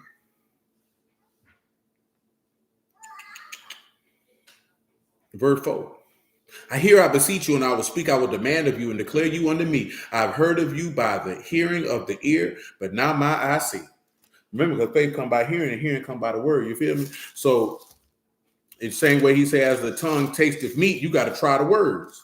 You know what I'm talking about? A lot of people don't do that. Back to Isaiah 8. And this is how you be able to make determination. If something be a God or not. You know what I'm saying? Like I said before, Isaiah 8:16, like, I'm a different type of individual. A lot of stuff that dudes feel like is highly, highly important to rag them, I don't care about. I don't care what organization you was a part of before you got in the word. If you got in the word and you in a Mashiach and you a new creature, who cares about that? What are we focusing on that for? A lot of people did a lot of things. Okay, they was in a fraternity. You ain't turning around asking nobody to renounce toting guns and sell it, who sold crack, or people who sold vagina, or people who stole, or people who worship. You know what I'm saying? Like, it's all in the same loop. I don't look at that. They took an oath for something. So what? So what? Okay, they took an oath for something, and you was out here lying. You know what I'm saying? And you was out here hoeing. So you think they oath is worse than what you was out here doing? We were all in the condemnation of damnation. So I ain't pressed by that. You know what I'm saying? Now, if you ask me on a personal level, I wouldn't join a fraternity if they paid me. Because a nigga not finna disrespect me in that fashion to be a part of an organization. I ain't going through all that. You know what I'm saying? But that's the mind that I have now. Same token, because we didn't talk about this before. If I would have been in a family full of people who was a part of that, then there's a strong chance I'd have did the same thing. Just the same token, okay, if I were born in Chicago or born in Memphis or born in LA or even born in New York City, then there's a strong likelihood you might have joined a gang, a clique, or a crew that was a criminal organization that had some type of initiation right. Because that's the environment that you come up in, that you birthed in. You're not going to look at that as a strange and odd thing, because this is what everybody around you is doing. You know what I'm saying? You can't sit back and look at, I would never do that. Well, if you were born in LA, you probably be a blood. Or you might be a Crip. Or at least how some of them like to put it, a blood who's not activated, a regular blood, a regular Crip. because that's what they do there. You know what I'm saying? That's just what they do. But we here in Florida, we don't do that. So for us on the outside looking in, hell no, I'm not going through all that. I ain't doing all that, my nigga. But that's because I have the mind of a person who was born in Florida. I wasn't born in LA. I wasn't born in Chicago. If we were born in Chicago, there's a strong chance you're going to be a vice lord or a GD or a BD. Strong likelihood. Maybe a P-Stone. It's a strong likelihood because your environment is going to dictate that because that's what everybody around you is doing. Need to be going off on dudes who went to college or young ladies who went to college and joined a fraternity and sorority when they were 18, 19 years old, and now they 34, 35, and you want to ridicule them for it. But that's what they did when they was a jit. They thought that was something to do at the time. As they got older and they gained more information and more experience, they seen, you know what? That wasn't the best decision for me to do. I ain't fooling with that no more. See how easy that is? That's it. It's that simple. Isaiah 8:16. Bind up the testimony, seal the law among my disciples. I will wait upon Yahuwah to hide his face from the house of Jacob. I will look for him. Behold, I and the sons which Yahuwah have given me are for signs and for wonders in Yasharal from Yahuwah of hosts, which dwell in Mount Zion. And they shall say unto you, seek unto them that have familiar spirits and unto wizards that peep and mutter. Should not a people seek unto the Elohim for the living, to the dead, to the law, and to the testimony? If they speak not according to this word, it's because there is no light in them. Now, you know light is already. What do you think this means when he say, hey man, ain't no light in you? Do you believe that's communicating?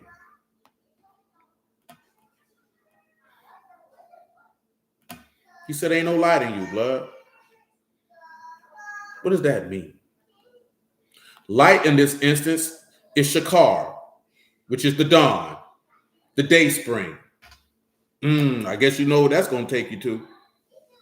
Now, if we're dealing with Shakar, what you think it's going to take? Man, these people need to stop scamming on here. Understand another word? These people be tripping. Now, testimony here is Tudah, testimony, attestation, confirmation, testimony, prophetic. So if you're looking at a prophetic testimony, and we know Revelation say the testimony of Yahushua is the Ruach of prophecy. And then we turn around, he say, ain't no Shakar in you. So taking what epistle letter should come to mind, because it's not already for light there, it's Shakar or the day dawn. Let me read that to you again. Sean Cotton Raj, if my memory serves me correctly. And it do. Sean Cotton Raj, dawn, at dawn, Shakar. Sean Cotton Raj, day spring, early, light, morning, whence rise. Literal, figurative, or adverbial. You say 1 Thessalonians 5:5, I would see why you would say that, but that's not the one we're looking for. Let me take you to the one we're looking for. 2 Peter, chapter 1. Then we go to John 8. 2 Peter chapter 1, verse. Indeed, good sir. Verse 17. For he received from Elohim Abba honor and esteem, which there came a voice to him from the excellent esteem. This is my beloved son, in whom I'm well pleased. And this voice which came from Shamahim we heard when we were with him in the Kadash Mount. We have also a more sure word of prophecy, whereunto you do well that you take heed as a light that shine in a dark place until the day dawn and the day star arise in your hearts. He said, if you don't speak into the law and the testimony, you don't have the Shakar or the day dawn. Well, let's see what that means in this Greek, what we're looking at, and see if you see a correlation in the communication.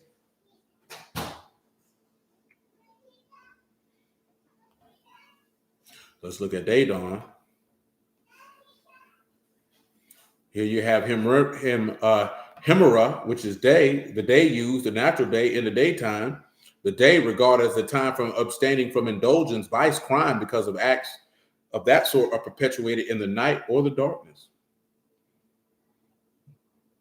Or, no, that's not going to be the proper definition. Talking about when the Lord come back. Well, yeah, it is. It's that other part of the day is when the Lord come back with his final judgment. Dawn here is diagazo, to shine through the dawn, daylight, breaking through the darkness of night or the dawn. And of course, day star is Phosphoros, the light bringing, giving light, the planet Venus, the morning star, the day star, metaphorically, Hamashiach, the morning star, the day star. So when he sit back and tell you to the law and to the testimony, and it's a prophetic testimony, the testimony of Yahushua is the Ruach of prophecy, if they don't speak according to that, there's no light in them. Satan ain't going to speak according to that. Now, he say he'll have understanding of dark sentences, but he's going to try to make those dark sentences pertain to himself. You know what I'm talking about? Because he's going to come with fine promises to make you godless. Satan can't come with that. We know that testimony of Yahushua give understanding. Satan can't come with that because he don't have it. John 8:44. Because you know what Satan going to do with the word? He going to try to tempt you or test you or try you with the word. Yahushua ain't never came to try you with no word. Not try you to say, oh, jump off this here and the angels will catch you. That's how Satan come at you. You got to peep how he come here. The Lord don't come at you like that with no word. Satan play games with the word. 8:44, John. I make it 42 or 41, even 39, even better. They answered and said unto him, Abraham is our father. Yahushua said unto them, if you were Abraham's sons, you would do the works of Abraham. But now you seek to kill me, a man which have told you the truth, which I've heard of Elohim. This did not Abraham. You do the deeds of your father. They said to him, we be not born of fornication. We have one father, Elohim. Yahushua said unto them, if Elohim were your Abba, you would love me, for I proceed forth and come from Elohim. Neither came of myself, but he sent me. Why do you not understand my speech? Because you cannot hear my word. You are of your father, the devil, and the lust of your father you will do. He was a murderer from the beginning, and abode not in the truth, because there is no truth in him. And when he speak a lie, he speak of his own, for he is a liar and the father of it. That's the other key component.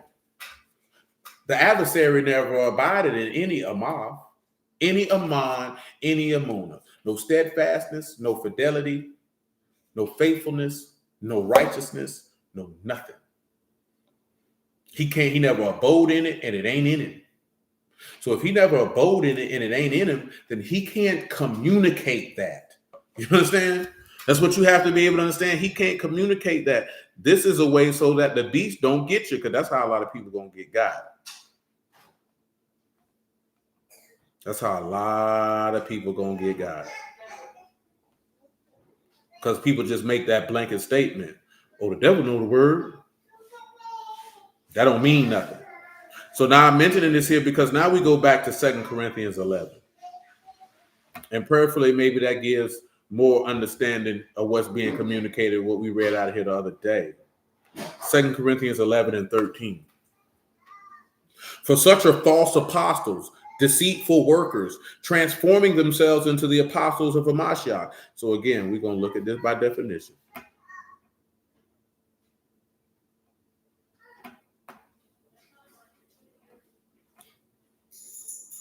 When we look at a false apostle, this is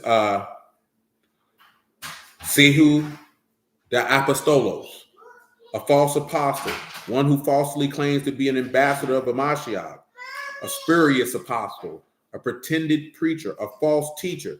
Let's look at spurious. What does that mean? Y'all ever heard that word spurious before? I am familiar with such a word.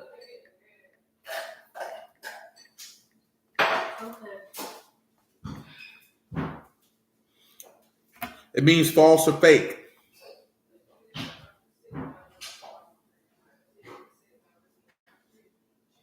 Something that seems real but isn't, like a spurious claim or a counterfeit coin. Arguments or reasons based on misunderstanding or deceit. You know how I say he understand dark sin. He say, how would the I got you. That's what we get into. That's where the spurious come in at. Because he has those understanding. See, let's go back to Daniel 8 real quick, right? Because that's a good question. Because I was going to tie that in before we got out of here. Because we about to get ready to get out of here.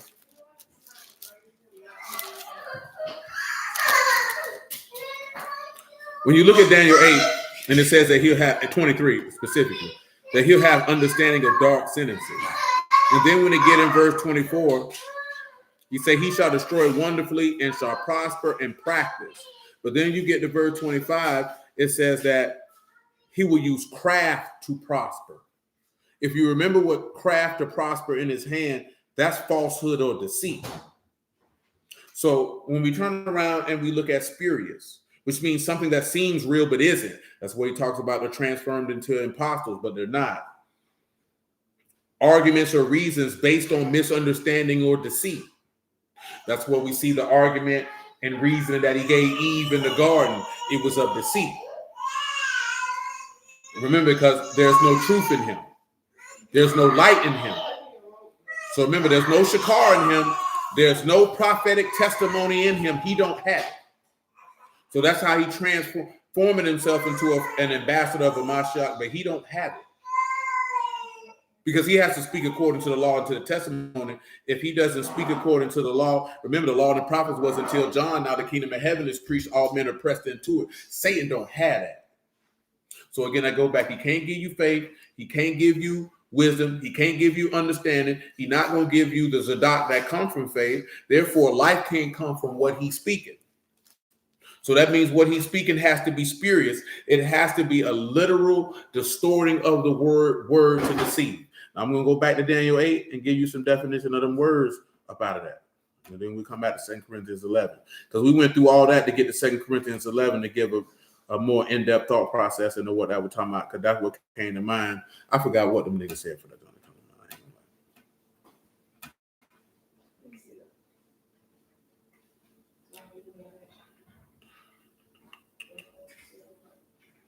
Now we're going to look at it. It says he will prosper and practice. Prosper is, of course, salah. This is to show experience of prosperity or to prosper, have a particular issue. So he's going to be able to prosper. He's going to destroy wonderfully, which we already read in what's the name? In Revelation. When you got practice, that means he's going to asa or he's going to work. But then it says, through his policy, he shall cause craft to prosper in his hand. Policy here is through his insight or his understanding. Through his understanding, he is going to cause craft or mirmah, deceit or treachery, false, feigned, guile, subtlety, treachery. Taking us right back to what we seen in Genesis 3 when it said he was more subtle than any beast of the field. I mean, he's going to use craftiness by means of deceit. Now, remember, he's making intelligence with those who forsake the Kadash covenant. And through fine promises, he's going to seek to corrupt and make you godless. So he's going to take those dark sentences and distort them. He can't do nothing but distort them because he don't have a prophetic testimony in it. Testimony of Yahushua is not with it. So he's not going to be able to communicate that to cause you to have the understanding that leads to life. Because if he has the understanding to give you the word, then it would lead to life and not death, if you would. Back to 2 Corinthians 11.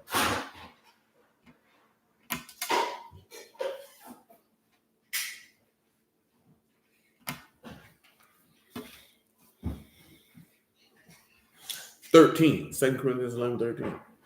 For such are false apostles, deceitful workers, transforming themselves into the apostles of Hamashiach.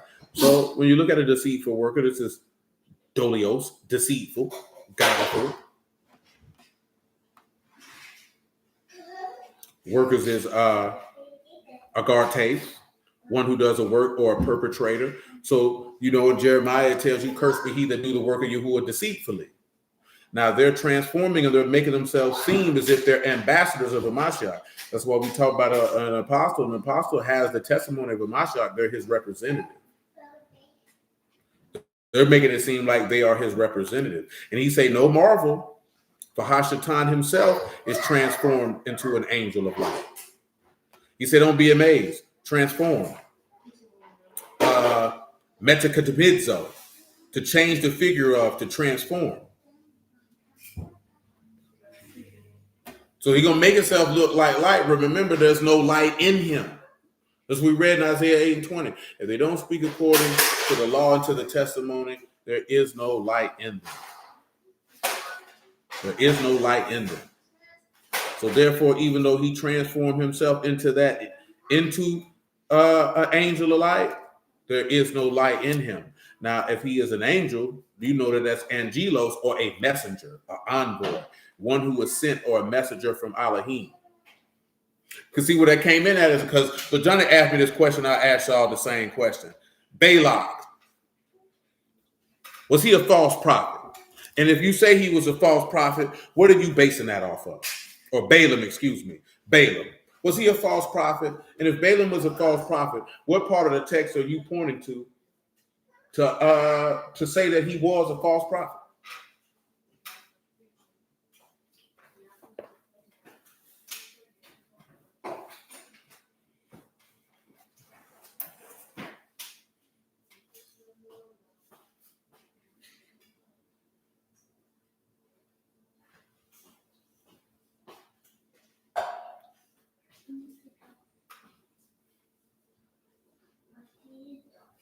I would need somebody, anybody.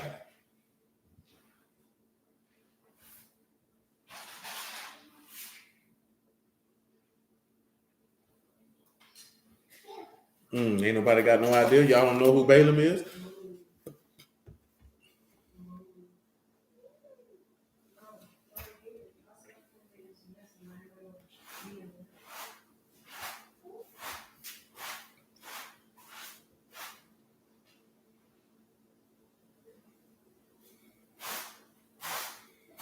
No, Balaam wasn't the king. That was Balak. I misspoke. That was Balak.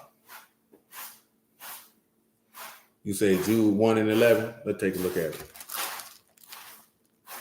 He was a false prophet with Baal Peor. Where you read that he a false prophet at? What passage are you going to point to that says he's a false prophet?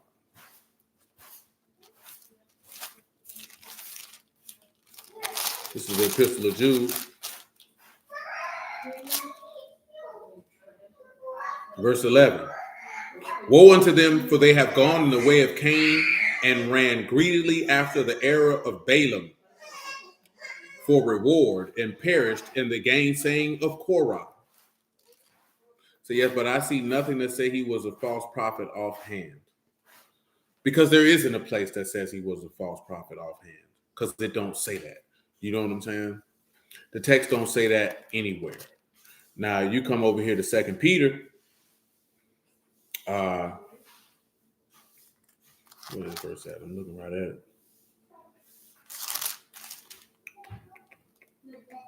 Verse 15, 2 Peter chapter 2, verse 15, it says, which have forsaken the right way and are gone astray, following the way of Balaam, the son of Bosor, who loved the wages of unrighteousness, but was rebuked for his iniquity. The dumb ass, speaking with man's voice, forbade the madness of the prophet. So, what did he do? See, he did what it tell you that a bishop, an elder, a pastor, whatever you want to say, is not supposed to do, and that's be greedy for filthy lucre. See, Balaam's error was he was going after unjust gain. Because see, you can come over here to number 22, right?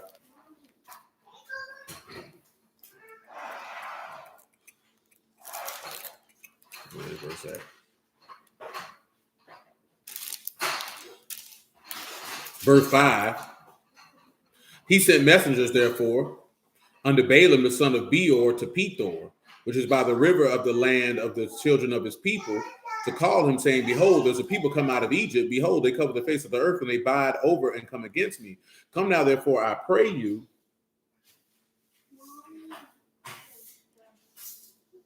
for they are too mighty for me. Peradventure I shall prevail that we smite them, that I might drive them out of the land. For I wot that he whom you bless is blessed, and he whom you curse is cursed. So then when you drop to verse 9, well, this is what he's telling him in verse 8. He said unto him, lodge here this night, and I will bring you again, as Yahuwah shall speak unto me. And the princes of Moab abode with Balaam. Elohim came unto Balaam and said unto him, what men are these with you? Balaam said unto Elohim, Balak, the son of Zippor, king of Moab, is unto me, saying, behold, there's a people come out of Egypt, which cover the face of the earth. Come now, curse me them. Peradventure I shall be able to overcome them and drive them out. Elohim said unto Balaam, you shall not go with them. You shall not curse the people, for they are blessed. Balaam rose up in the morning and said unto the princes of Balak, get into your land, for Yahuwah refused to give me leave to go with you. The princes of Moab rose up and they went unto Balak and said, Balaam refused to come with us. Balak sent yet again princes more and more honorable than they, and they came to Balaam and said unto him, Thus saith Balak the son of Zippor, Let nothing, I pray you, hinder you from coming unto me. I will promote you unto very great honor. I will do whatever you say unto me. Come therefore, and I pray you, curse me this people. This is a part of the testimony also with the tempting of the Lord, because that's what this testifying of. Balaam answered and said unto the servants of Balak, If Balak would give me his house full of silver and gold, I cannot go beyond the word of Yahuwah my Elohim to do less or more. Now therefore I pray you, tarry you here this night, that I may know what Yahuwah will say unto me. Elohim said unto Balaam at night, said unto him, If the men call you to rise up and go with them, but yet the word which I say unto you, that shall you do. And Balaam rose up in the morning and saddled his ass and went up with the princes. Elohim's anger was kindled because he went, and the Malachim of Yahuwah stood in the way for an adversary against him. Now he was riding upon his ass, and now the two servants were with him. You drop down right this here, right?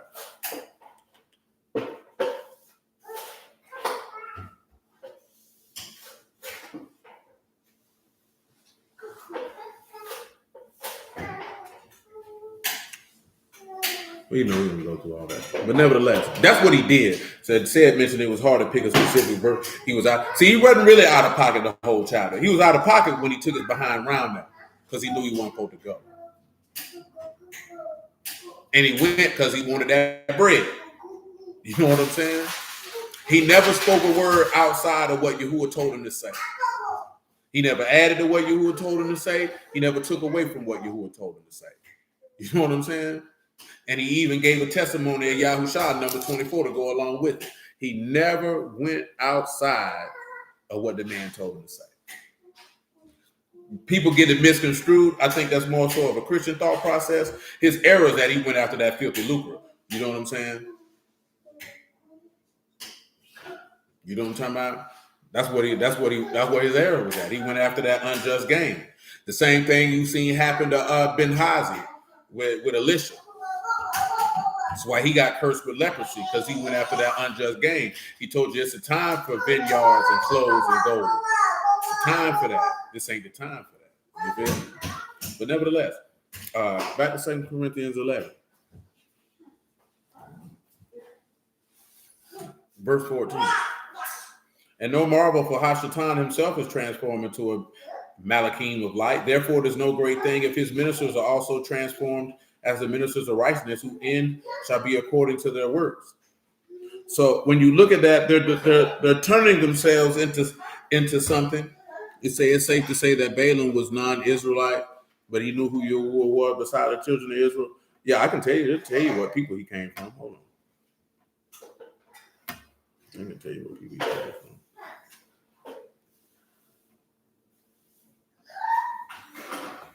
Or at least it might tell you where his daddy from. Yeah, son of Beor, he was a man endowed with the gift of prophecy. His name literally means not of the people. He was a Mesopotamian prophet, or a place in Palestine. So you'll have Bruce argue with you that he was an Israelite, but obviously he was not. You know what I'm saying? Let me see what else we can pull up there from extra biblical sources, if we would.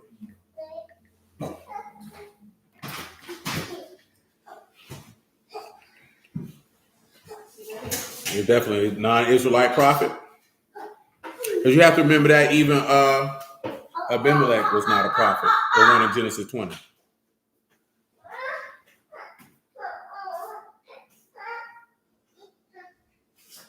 But yeah, Balaam's issue was not the words that he stated, but that he was greedy for money. And that get people sometimes. But the aspect of what we're dealing with it, and when it comes to that regard, is the devil can't give no knowledge, wisdom, and understanding of the testimony of Yahushua. He can't impart life. He may know some word, but he don't know no word to get life. He gonna know the word to deceive. But that's all he gonna be able to do. But it's almost 10 o'clock, so we'll start right now. Because we're just dealing with that aspect of why he has issue with the two witnesses. Why they make him angry, why they have him distressed, why he want to kill them. The reason being for the purpose of they're exposing his falsehood. So when you deal with the exposing of the falsehood, that's what that for. You know what I'm saying? So we'll say hallelujah for Yahushua in the word. I appreciate y'all time this evening. Bless y'all the house of Elohim in the name of Yahushua. I love y'all. Appreciate y'all. Y'all willing, man. We'll be back at it on Shabbat.